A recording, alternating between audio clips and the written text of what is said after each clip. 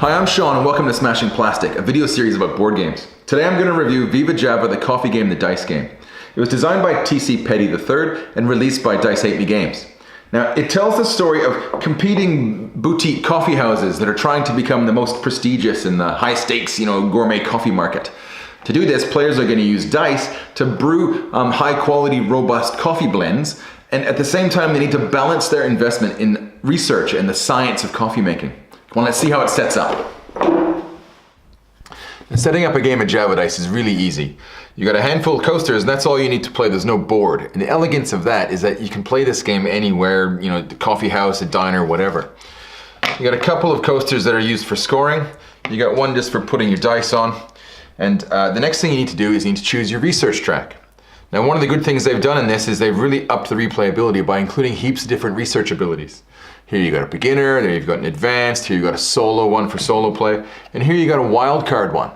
Now the good thing with the wildcard is you can fully customize what research abilities you use, but I'll get into that later. Let's just say we're going to use the basic one, and then what you do is you set out one of these cards, one for each of the different research abilities that you have.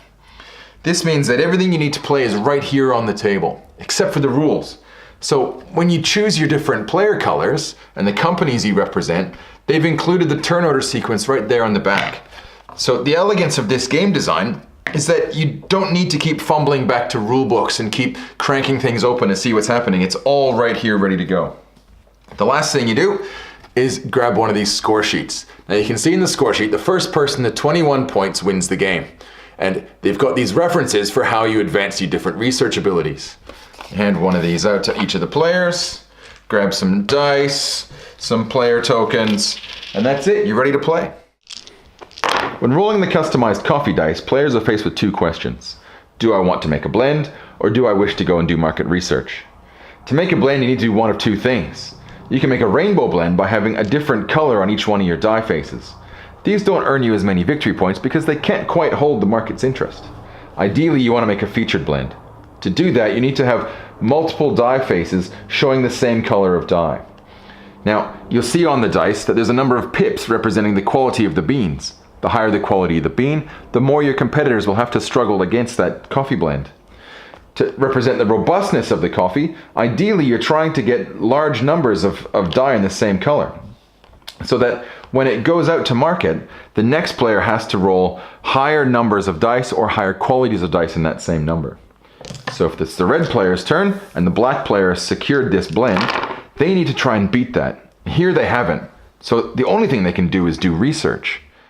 When conducting research, players need to decide which color of die face they're going to apply to the research track on their scorecard. In this case, the red player can either get one research in black, two in red, or two in yellow. Now, as you advance along the different research capabilities, you'll see there's a ×1 and a ×2 column. And depending what abilities have been released on the research coaster, it'll allow you to gain one or two activations of that. In this case, the red player is going to take 2 points in red, creeping themselves closer to the ×2 ability for blocked action, and also to the cup at the end. Now here's a bit of a trade-off. When you reach the cup at the end, you effectively scratch that research ability out of action, and you can no longer use it, but you will score a number of victory points depending what's there. In this case, you'll see you'll score 4 victory points. If that all sounds familiar, that's because T.C. Petty designed another game called VivaJava, the coffee game, without the dice.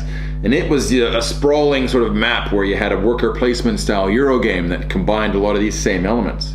So what happens is when you have one of your brews, whether it's a rainbow blend or a feature blend, it moves around the table and each other player gets a chance to roll the dice and try to beat that blend or to try to capture one of these other blends off you. You can only ever hold one at a time, so ideally you want to hold the feature blend and not the rainbow blend.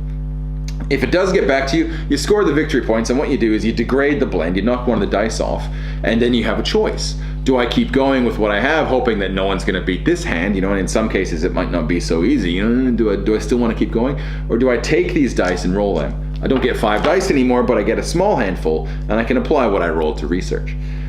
Ideally, you get more victory points the longer you let it ride, so you want to get a nice, good, strong blend going and let that ride for a couple of turns and really challenge your opponents into knocking it off.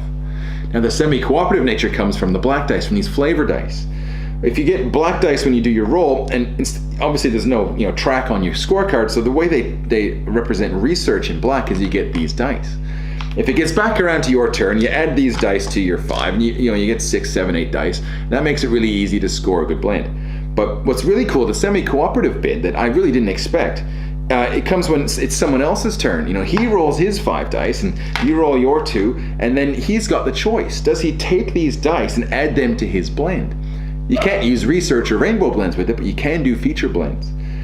Now the trick here is, if he does take some of your dice, if that other player does take them, then you get to put a little token onto your die, and it goes on to the feature blend, and you get victory points the same time they do.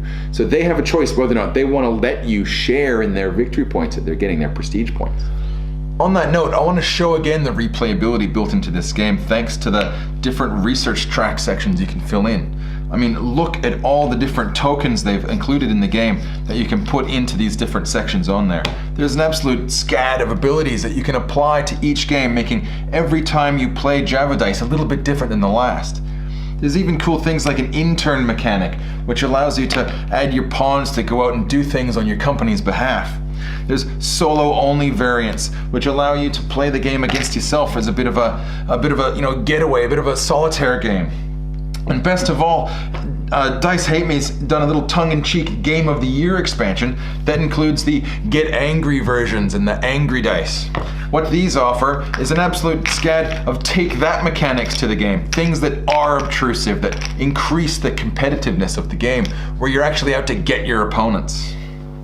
I'm really a big fan of VivaJava, the coffee game, the dice game. I think it takes a simple premise like a dice roller and incorporates enough of these Eurogame mechanics and enough choice and interaction to really kick it up a notch. I mean, some of these types of games can be a bit too simple, and this one, it almost borderlines on too complex. I mean, there's a lot of choice and element here. I think they've done this generous is they've incorporated a bunch of mechanics here that you can use in regular VivaJava, the coffee game. So you can use the dice in that game as well. And it's these little Easter eggs and the little attentions to detail and that elevation of gameplay that really makes this one that I'm willing to recommend. Now, thank you for watching. Please interact with the show. Leave some comments down below. Hit that little subscribe button, that little thumb button, or wherever the heck it is on the screen.